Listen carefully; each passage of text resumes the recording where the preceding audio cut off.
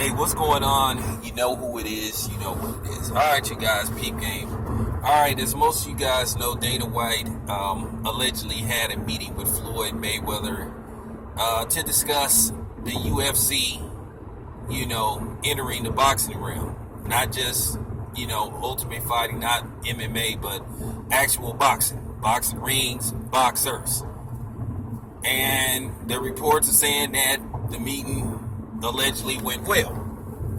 Now, here's my question with Dana White. Can Dana White help boxing, or he will just be a dude that further keeps the distance from certain fighters being made? Will he further, keep the distance between boxers, promoters, and TV networks? If Dana White is willing to come in and sort of like play like what you call a third party role, where he can do the co-promotion to where you can get some of these, fighters and promoters to make fights done, then I'm all for it. Because we don't need another group of fighters signing with Dana White or UFC, and then we can't get certain fights made. Because at the end of the day, the real people to blame for a lot of these fights being made, to me, is the actual fighters and the promoters. The companies can only do so much. The networks can only do so much, but they play a role in the shit too. Because a lot of times they do try to strong arm the fighters that they have, or the promoters say, well, we'll end our contract with you if you take this certain fight to this network. Well, I would be like, well, so be it. Because to me, this is why myself personally, I don't believe in a fighter signing exclusive deals. I wouldn't be a fighter that would just exclusively sign to fight only on HBO or Showtime. I would go wherever the competition is and wherever the money is. Because at the end of the day, we've been having this going on for a while. And it get to the point to where it's sickening. As I said before, at the end of the day, in most cases, the fighters make the final decision on who they fight. Such a case when I pretty much, lowered the boom on Manny Pacquiao, when I proved that once and for all, Manny Pacquiao was the guy that was picking the fights that he was fighting. He chose Tim Bradley, he chose Jesse Vargas, he chose Jeff Horn, he chose all those guys. And I just called the hypocrisy out because people were sitting up bitching about, 50-0's opponent selection, where his last 4 opponents were better than Manny Pacquiao's. And that's just fact, with the exception of, Berto. Berto would have been a great fight had it happened in 2011 when Berto was undefeated. It would have made sense. But it was one of them things. Floyd was sort of like, hey, fuck you dudes. I fought and beat the people you wanted me to fight, and nothing was never good enough for you. So, which is true. Now, if Dana White can help boxing, I'm all for it. Because Dana White is talking like he's going to be the guy that could possibly help get some of these fights done that we want to see done. Now, I have my issues with Dana White. I've already made that very clear. But if he's a guy that can come in and help the sport, and he seems like he wants to learn all he can about the sport. Now, say what you want to say about him in UFC. In most cases, with the exception of getting Chris Cyborg and Ronda Rousey done, most of the other fights that they wanted to see got done. Now, I will be watching the Chris Cyborg Holly Holm fight. I will be watching that fight. I will be covering that fight. So I'm looking forward to that fight. So I will be covering that fight. But yeah, in most cases, Dana White get the fights done that in UFC that people want to see done. But in boxing, a lot of times in boxing, you got people pulling out their hair. The fans are pulling out their hair, going crazy because you got these boxers that saying, "Oh, you need time for this fight," or this is going on with me and I can't do it right now, and he need to get a belt and all that type of shit. So that's the shit that make you pull out your hair if you're a boxing fan and get angry with these fighters, because it's like these dudes are trying to jibe us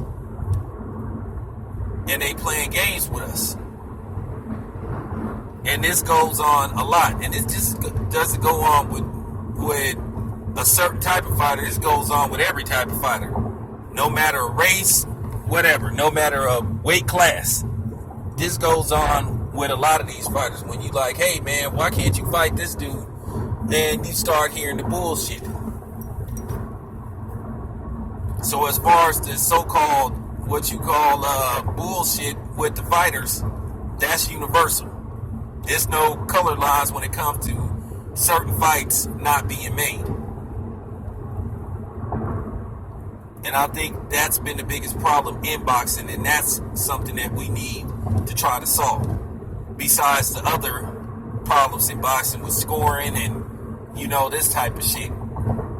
Drug testing. Because as I said before, there is a certain fighter who never turned in his drug test results. But I'm not going to get into that. But we already know that boxing is crooked. We know that. We already know boxing is crooked. We didn't accept that. But we would like for it to be a little less crooked. Now, as I said before, if Dana White is serious about getting into boxing and he feel like he can help the sport and he wants to help the sport, because Dana White does have a little bit experience in boxing from the past, from his dealings with, Floyd Mayweather earlier in Floyd's career. And then, he does have a little experience now as far as him, being a promoter and trying to figure out how to, promote fights. He doesn't.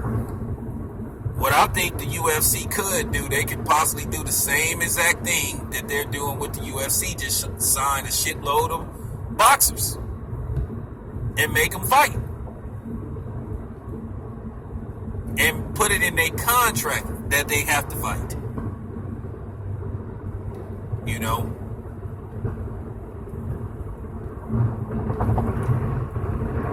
Because as I said before, in boxing, one of the problems that a lot of these boxers have, they say that they're not afraid to lose and they're not worried about their record, but from what I've seen, they are. They worried about they're worried about certain styles. They're worried about whether this dude can seriously hurt them. So I understand that, but I don't like it. But in boxing, you win some, you lose some. That's just in most cases. That's just how it goes. I do think to a certain degree, they do put too much emphasis on a fighter losing. I mean, hey, even I do it. Because that's what we've been made to believe. Like, if a fighter has a certain amount of losses, then he's not as good as we think he is. But I've noticed something that they're trying to do now. They're trying to make it look like, to a certain degree, if you haven't lost a fight, you haven't been tested. They trying to switch the narrative now. First of all, if you go 37 fights without losing, and 50 fights without losing, and 51 fights without losing, that's amazing. And I think when you try to downplay that, but we already know why they're downplaying that, because of who was the last person to go undefeated. We already know the racial element in boxing. We just do. Whether we want to admit it or not. So, as I said before, if Dana White think he can help the sport of boxing, then, hey, I will welcome Dana White aboard with open arms. If he really is sincere and he want to help boxing, and he really want to help try to get certain fights made that we all want to see. And if he willing to play a role as possibly a third party, then I'm good. Now I will say this: Dana White does have somewhat of an advantage if he did want to explore the realm of boxing, and it looked like he's going that direction. He does have a deal with Fox, so if he was to sign some fighters, it would be easy to get them on TV. That's fact. He has a good reputation with Las Vegas, so it would be easy to get venues for his fighters. So that's why I do think it could work if it's done correctly, if he does his due diligence. So yeah, let me know what you think, man. I'm out.